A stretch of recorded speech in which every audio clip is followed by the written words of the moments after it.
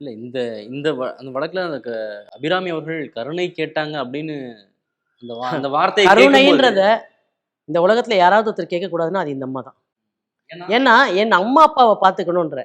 அப்ப என் அம்மா அப்பாவை பார்த்துக்கணும்னு நீ ஒரு மகளா நின்று பேசுறியே, எங்க அம்மா என்னை பார்த்துக்குவாங்கன்னு ஒரு பிள்ளையா நின்று தானே அது நினைச்சிருக்கும்.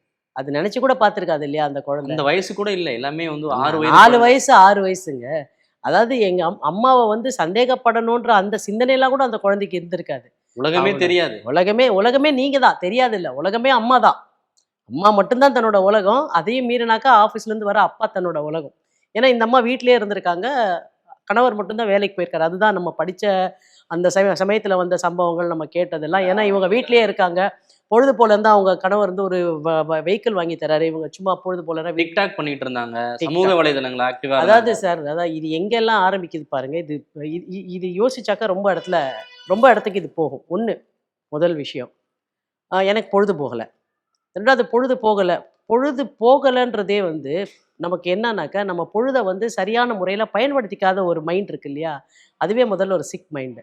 இந்த பொழுது போகலன்னும் போது ரீல்ஸ பார்க்கறது, டிக்டாக்க பார்க்கறது. இந்த டிக்டாக்கோ, ரீல்ஸோ இல்ல இன்னைக்கு நம்ம சோஷியல் மீடியாலயோ என்ன நம்மள பெருசா தொரத்துது? எல்லா இடத்துலயுமே, எல்லா தளங்களையுமே எது நம்மள துரத்துதுன்னாக்க, பிரபல்யமா இருக்கணும். பாப்புலாரிட்டி.